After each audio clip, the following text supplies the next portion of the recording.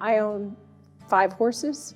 I own 4 llamas. I own sheep, goats, 4 dogs, 3 cats. So home is busy, just as busy as at work. Home is the place you can take off your mask. Home is the place that you can still be comfortable.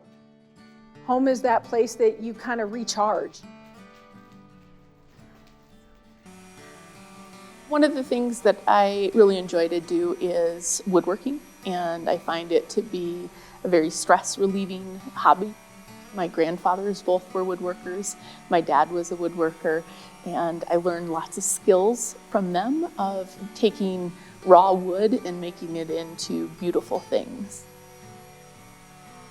My favorite part of my life right now is my grandchildren, and they pretty much are my life and my loves. So that's what keeps me going. We're much more than just a place where kids are educated. We're a place where kids come and spend their day with people that they've built relationships with, where they come, to be with their friends, where they come to those trusted adults that, take care of them and care about them and give them that support that they need. And in the pandemic, at least in the beginning, that all kind of went away for a little while. What we're doing is in my classroom right now, we're studying China. Oh, that's a big country, and they have something. Early childhood is really social emotional awareness for these little guys. They learn their ABCs, they do things, but they learn through the dinosaur school, the puppets and stuff, how to be a good friend, how to calm their bodies down, how to be with each other. And that's very important. And all of a sudden, all of that was taken away from them. I think that our closure in the spring was really tough on our students. And I think it was tough on our staff.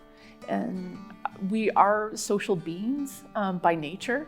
And so not being around each other was a difficult situation. 4 or 5 or 6 weeks into it, the governor started coming out with rules and restrictions and guidelines, mostly guidelines, of what it took to get back open. So I right away, talked to the Office of Early Childhood and said, yes, we want to get back open for our community. The next day, I got a 10-page COVID checklist. So we just dug our heels in and spent about 4 weeks and got it all back together. My job was, A, figuring out how to support kids in their learning and teachers to be able to do their jobs and do it well in the fall, while also creating a plan to get everybody back in school safely. And that's like nothing I've ever done. I've been doing this job for 32 years, and what's been asked of me in the last 18 months is like nothing I've ever experienced. I think the pandemic was an adjustment, and for me, the biggest thing I wanted to do is to lead the organization with compassion in my heart and look at the major stakeholders and really kind of latched on to the idea of what is best for our students and how could I support the physical environment to be able to achieve that?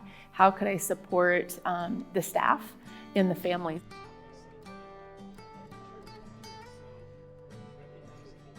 Our folks, they were amazing. I mean, our folks got out there and loaded up buses with food and went and delivered it to homes so that we made sure kids ate breakfast and lunch. I mean, our folks really looked at what are all the ways that we support kids and families and how can we do that without them necessarily being with us. The wins, I believe, for me, and I feel like my staff and families that I've talked to, is we all realized how important family is. I think we all got busy and distracted and had to do this and had to do that, and then all of a sudden you couldn't do anything if you wanted to. And I feel like the win was people got to know their kids again. I got to realize and value the importance of my job. The bigger piece that I want to pay attention to, frankly, is social emotional learning and overall mental health well-being. I think we need to pay as much attention to that as we do to our kids' academics. And we've got to make sure that they overcome that aspect so that they're good people, not just good learners.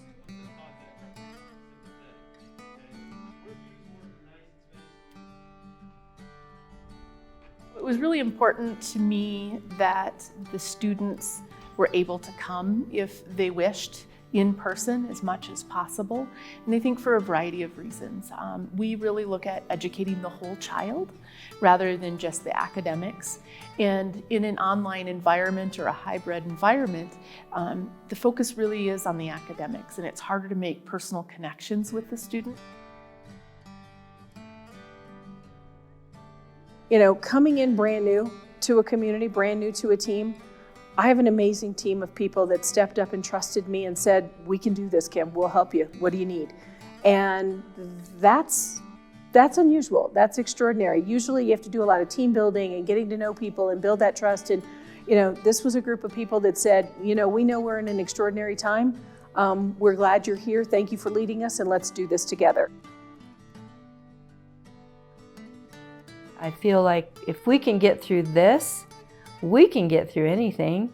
We've been through a lot in the last year, and we persevered. And I you know, things like this show people what you're made of.